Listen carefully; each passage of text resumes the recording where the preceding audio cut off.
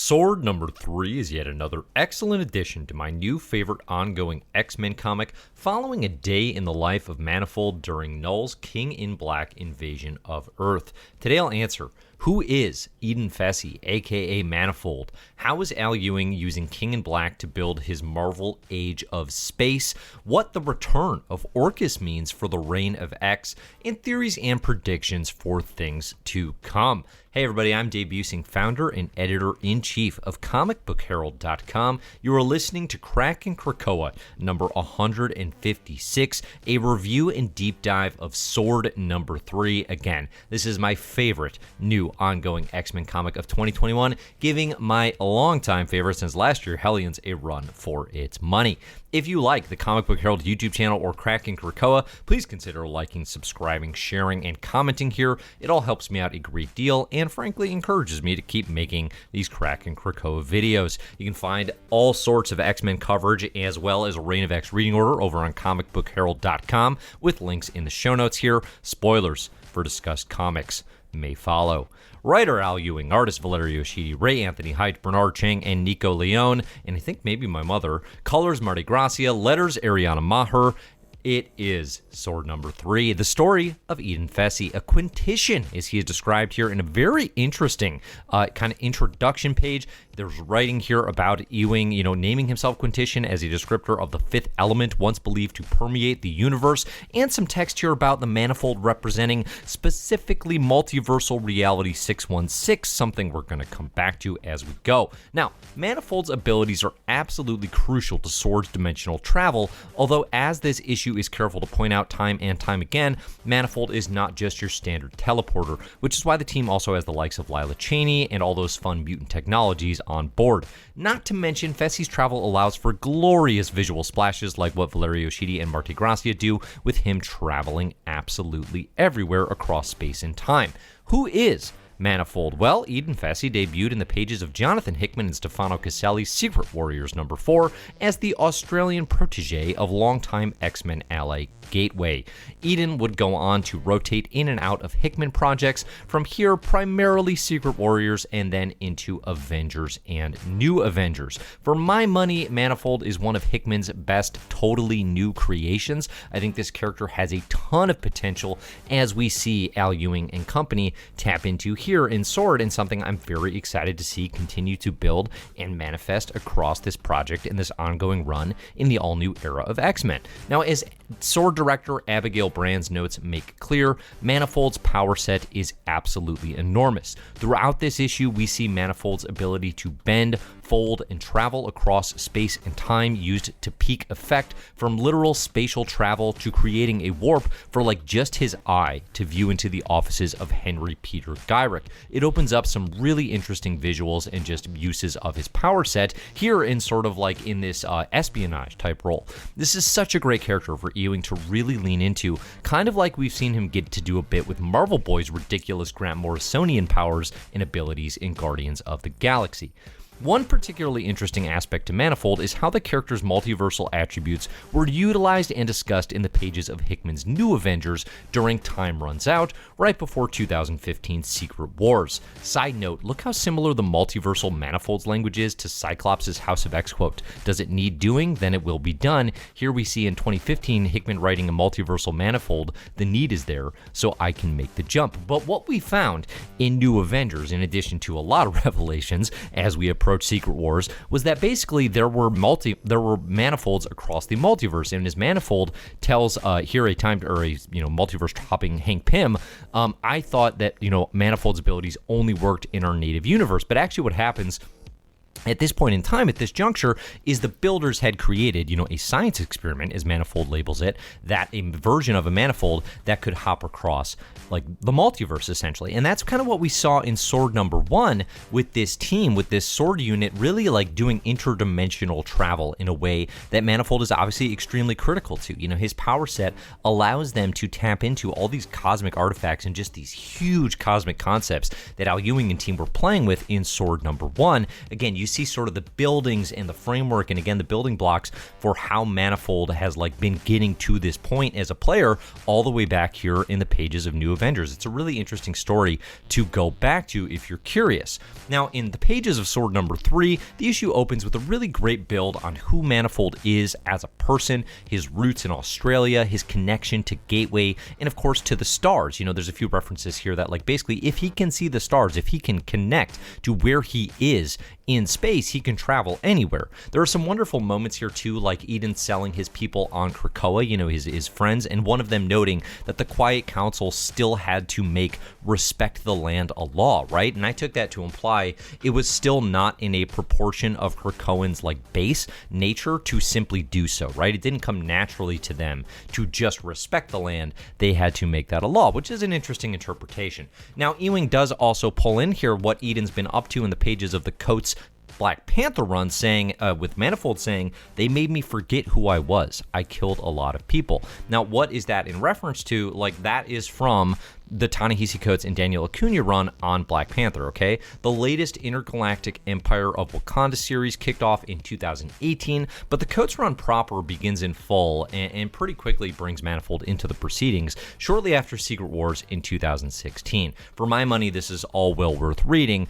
as Coates has done the most heavy lifting with Manifold post-Hickman, really weaving the character neatly into his quietly underrated run across Wakanda. This would definitely be the #1 reading recommendation for recent Manifold appearances, although keep in mind that the Intergalactic Empire of Wakanda is deliberately messing with what you think you know about Black Panther and like everyone in Wakanda, to the point that it can actually feel like an alternate reality at times, okay? Just like if you start there, just keep that in mind because it can be a little disorienting, but that's where we've seen Manifold most recently. Now, where he is with Sword, Eden overhears Henry Peter Gyrick on the phone with what I initially assumed to be Aldrich Killian, aka Guy Pearce's character in Iron Man 3, and in the comics, a part of the Iron Man Extremis storyline. Although, if memory served, he does die in that arc, so I was like, okay, maybe he's back somehow. But given the connections here, it's more likely Orchis director Killian Devo, okay? First name Killian, a character we've seen basically once in the pages of X-Men #1, again, as the director of Orchis. So we have Henry Peter Gyrick here. He's the head of Alpha Flight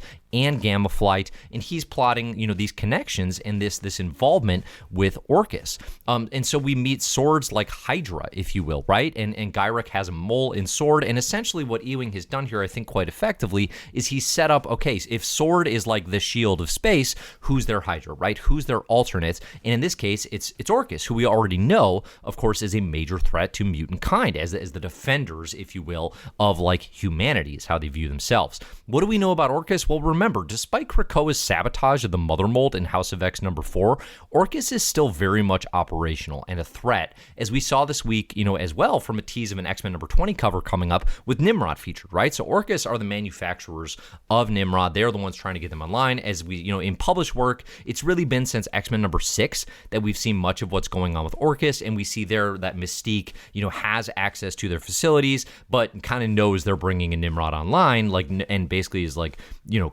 has the potential ability to sabotage this, but, you know, in Mystique's world, you know, the most important thing is bringing back her wife, Destiny, who Professor X and Magneto are messing with her for. Okay, so that's like kind of the last we've seen of Orchis, but again, like, they're fully operational, and now we know they are supported by Henry Peter Gyrick in space. That will be a really interesting line to continue, like, feeling out. Now, Snark War. This is where we see how Guardians of the Galaxy ties in, and how everything Al Ewing is doing is like this Marvel Age of Space that he's crafting. In the pages of Guardians, the leader of the Snarks was murdered, and then gloriously investigated by a very drunk Rocket Raccoon.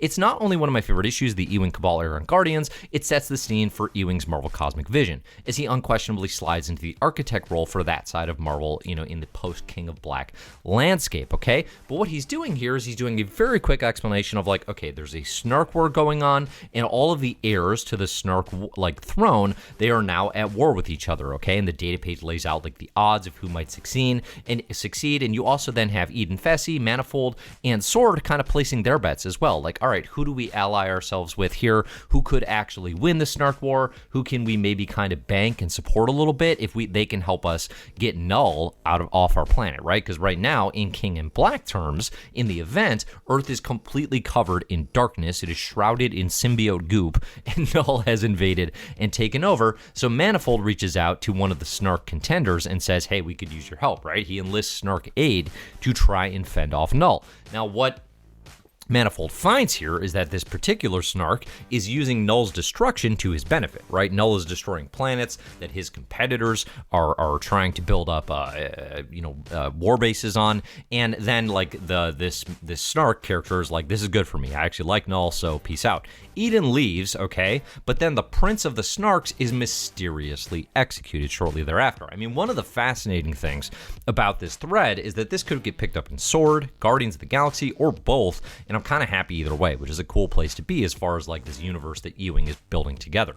My assumption here, though, is that Manifold's going to get framed for this murder, and it's going to lead to a lot of political messiness for Sword as Snark War escalates. I think this is going to pull Sword into the middle of Snark War, again, in a really messy sort of political, who are you backing, what were you doing there, did you kill this person sense, and again, like, we're going to see Snark War continue to be a major kind of relevant thing in the cosmic landscape and in the post-Empire shakeup, where you have this new Kree-Skrull alliance and sort of just a total upheaval of like what is the Marvel cosmic fabric right now, again with Knull and his destruction across the cosmos. It's not just on Earth, really throwing the Marvel cosmic scene into a very unusual imbalance. So the issue ends, Sword number 3 ends with like really our only direct King in Black showcase here, with Knull, nullified Cable capturing all our pals on Krakoa, and Manifold steps in and sees that this happened, and presumably the next issue will really deal with kind of getting back to Krakoa and all the symbiote takeover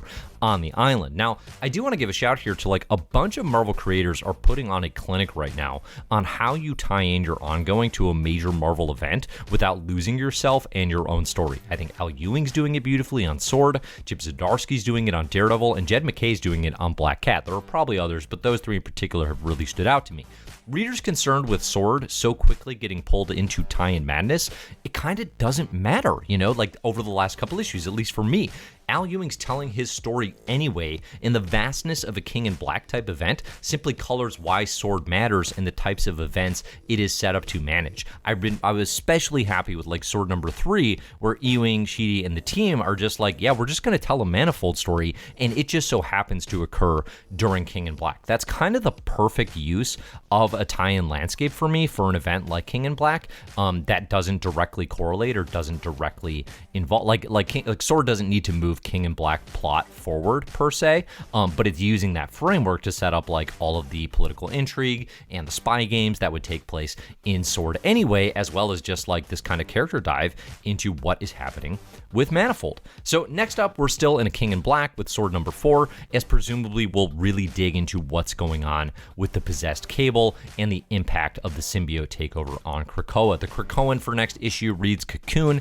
As we saw, all those characters seem to be sort of taken over in symbiote cocoons on the island. So yeah, I'm into this. I love Sword. I'm really happy and impressed with the first 3 issues. I think Al Ewing's doing great work. Again, like, odds are this is going to be my favorite X book by the end of 2021. It's February, so calling it a bit preemptively. Hellions so far has been my favorite, but these are 2 pretty different books, at the end of the day, right? Like, Hellions is playful and dark and extremely funny, and Sword is heavy into world building and the Marvel cosmic side of things, and it's doing it incredibly well. I mean, this is my favorite start to an Al Ewing book, definitely like since Immortal Hulk, which is kind of obvious maybe, but it's like I am extremely pleased with the kickoff to this series. I love where this book's at, and I highly recommend it. But I'm curious, what do you think of Sword so far? What are your theories, comments, predictions for where things are going? Definitely let me know in the comments here on the video about what you think of Sword and what it's going to mean for X-Men and for the Reign of X as well. Thanks in particular to those of you who are supporting Comic Book Herald and Krakin Krakoa over on patreon.com/comicbookherald. Thank you, Jesse W., Professor Pride, Cole Weathers, Martin Lopez, Chris Isidro, Brent Bowser, Professor X3769, PD Appleseed, Verisimilitude, Terranort, Ed Mackey, Clyde DeGlide, Pinball Drew, Mike Solomons, Matt Mahoney,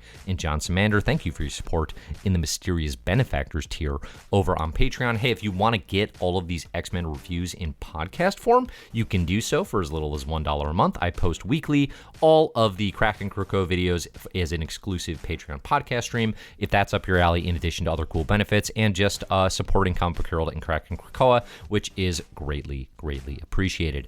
Thanks, everybody. I'm Dave. You can find my stuff at comicbookherald.com, at Comic Book Herald on social. Look for the best comics ever in My Marvelous Year podcast for more from me. Thanks for listening. I'll be back with the other X-Men reviews this week here on Krakin Krakoa, so subscribe, look for those as well. And in the meantime, enjoy the comics.